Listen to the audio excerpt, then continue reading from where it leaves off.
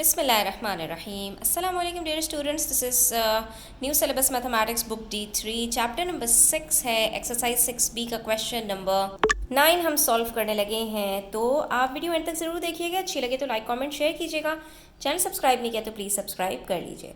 बच्चों इस एक्सरसाइज के अंदर बेसिकली हमने जो चीज़ सीखी है वो ये है कि एक स्ट्रेट लाइन होती है तो उसका डिस्टेंस जो दो कोऑर्डिनेट्स के बीच में है वो हम कैसे फाइंड आउट करते हैं, और उसी के साथ साथ हम ये भी सीख रहे हैं कि अगर एक ट्रायंगल फॉर्म हो रहा है तो उसके तीनों लेंथ्स फाइंड आउट करने के बाद उसका एरिया कैसे कैलकुलेट करते हैं। तो इसी से रिलेटेड आज इंटरमीडिएट का एक क्वेश्चन है जिसमें हमसे कह रहे हैं show that the points A B and C जिनके कोऑर्डिनेट्स आपको दिए हुए हैं are the vertices of an isosceles triangle. यानी कि हमें क्या करना है कि इसकी तीनों लेंथ्स फाइंड आउट करनी है जिससे हमें ये अंदाज़ा लगाना है कि ये एक आइसोसेलेस ट्रायंगल है। और लेंथ क्यों कैलकुलेट करनी है बच्चों? क्योंकि आइसोसेलेस ट्रायंगल प्रूव करने के लिए या तो आपके पास ट्रायंगल के दो एंगल्स होने चाहिए कम से कम जो इक्वल हों, या दो लेंथ्स होनी चाहिए जो कि इक्वल हों, जो इस बात को प्रूव करता है कि ये ट्रायंगल एक आइसोसेलेस ट्रायंगल है। ठीक है, तो अब हमें इसके लिए ये करना पड़ेगा कि ये जो तीनों कोऑर्डिनेट्स हमारे पास दिए हुए हैं वर्टिसेस के, हम इनके ज़रिए ए बी, बी सी और सी ए की लेंथ्स निकालेंगे और प्रूव करेंगे कि हाँ दो लेंथ हमारे पास सेम आ जाएं तो ये एक आइसोसेलेस ट्रायंगल है। और उसके बाद पार्ट 2 में हमें एरिया कैलकुलेट करना है इस ट्रायंगल का। तो let's start doing this question. आपने स्टेप बाय स्टेप तीनों की लेंथ्स कैलकुलेट करनी है। तो आप सबसे पहले यहाँ पर तीनों वर्टिसेस के कोऑर्डिनेट्स लिख दीजिए और उसके बाद स्टार्ट कीजिए finding length of all three sides. A B square से स्टार्ट करेंगे, x2 minus x1 square plus y2 minus y1। ये हम बहुत पहले से फॉर्मूला पढ़ते हुए आ रहे हैं, सीखते हुए आ रहे हैं, तो अब कोई प्रॉब्लम वाली बात नहीं है। ए के कोऑर्डिनेट्स को हमने x1 y1 सपोज कर लिया और बी के कोऑर्डिनेट्स को x2 y2, यही वैल्यूज़ को उठाकर फॉर्मूले में पुट किया तो हमारे पास ए बी स्क्वायर 6 स्क्वायर आया। हमने स्क्वायर रूट लिया दोनों साइड्स पर, तो हमारे पास ए बी की लेंथ आ गई 6 यूनिट्स। अब हमारे पास कम से कम दूसरी भी कोई लेंथ या तो 6 यूनिट्स आनी चाहिए और या बाकी जो दोनों लेंथ्स हैं वो दोनों सेम आनी चाहिए। तो देखते हैं कि हमारे पास बी सी स्क्वायर और ए सी स्क्वायर की लेंथ्स क्या आई। सेम फॉर्मूले के अंदर हमने वैल्यूज़ को पुट करके अब की दफ़ा b की वैल्यूज़ को x1 y1 सपोज किया और c की वैल्यू को x2 y2 सपोज करके फॉर्मूले में पुट किया, तो हमारे पास रूट 18 यूनिट्स आ गया bc की लेंथ। ठीक है, और सेम यही मेथड को फॉलो करते हुए जब हमने ac की लेंथ मालूम की तो वो भी हमारे पास बच्चों 18 यूनिट्स ही आई, रूट 18 यूनिट्स आई। इसका मतलब है हमारे पास दो लेंथ्स जब बराबर हो गई तो ये प्रूफ हो गया कि ABC is an isosceles triangle.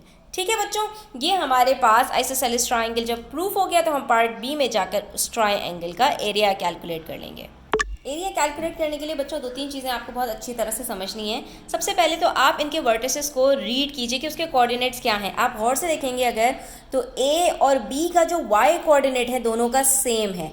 ठीक है, और y कोऑर्डिनेट बच्चों जब दोनों का सेम हो दो वर्टिसेस का तो इसका मतलब ये होता है कि y2 माइनस y1 0 है आपका, और y2 माइनस y1 अगर आप अर्लियर वीडियोस को याद करें तो उसमें अच्छी तरह से हम इस चीज़ को पढ़ चुके थे कि y2 माइनस y1 0 होता है एक हॉरिजॉन्टल लाइन का, और x2 माइनस x1 0 होता है एक वर्टिकल लाइन का। इसका मतलब क्या हुआ कि ये लाइन हमारे पास पैरेलल होगी x एक्सिस के, ये हॉरिजॉन्टल लाइन है। यहाँ पर y2 माइनस y1 0 होगा और इसी को हम उठाकर अपनी बेस बना लेंगे बच्चों। इससे हमें फ़ायदा क्या होगा बच्चों कि हमारे पास जो एक परपेंडिकुलर ड्रॉप होगा ऑपोजिट साइड से, यानी आप समझे C से लेकर एक पॉइंट यहाँ पर हम सपोज करते हैं D पर, तो ये एक स्ट्रेट लाइन आएगी जो कि पैरेलल होगी y एक्सिस के, और जब ये पैरेलल होगी y एक्सिस के तो यहाँ पर हमारी इसकी लेंथ निकालना हमारे लिए कुछ भी प्रॉब्लम नहीं होगा, क्योंकि C का भी हमारे पास y कोऑर्डिनेट मौजूद है और A या B दोनों का y कोऑर्डिनेट हमारे पास मौजूद है। हम दोनों को सब्ट्रैक्ट करेंगे और आसानी के साथ y2 माइनस y1 निकाल के जो डिस्टेंस होगा CD का, जो कि हाइट बनेगी एरिया कैलकुलेट करने के लिए हमें चाहिए होती है, वो आराम से मिल जाएगी। ठीक है बच्चों, तो जब भी एरिया आप कैलकुलेट कर रहे हो, एरिया कैलकुलेट करने के लिए आपको दिया जाए किसी भी ट्रायंगल का जिसके वर्टिसेस नोन हो, तो वहाँ पर आपको इस चीज़ का ध्यान रखना है कि बेस आपको उस साइड को बनाना है जहाँ पर y2 माइनस y1 0 हो, यानी y कोऑर्डिनेट दोनों का सेम हो। बस इस चीज़ को आपने ध्यान में रखना है। तो आपके लिए हाइट कैलकुलेट करना कुछ भी प्रॉब्लम नहीं रहेगा। बस हम इसके अंदर लिखेंगे y coordinate of vertices a and b are same which implies ab is a horizontal line, so we will use ab as a base. हम ab को बेस के तौर पे यूज करेंगे।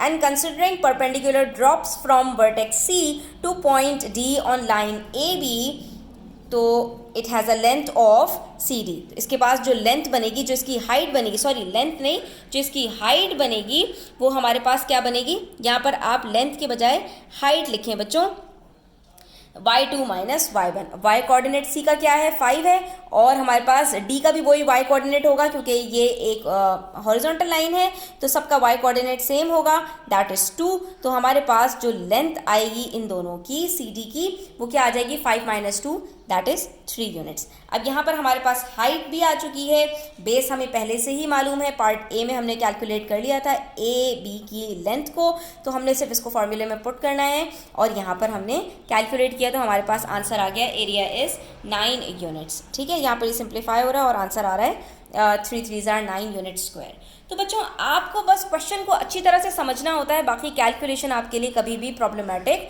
नहीं होगी। आई होप कि आपको ये क्लियर हो गया होगा।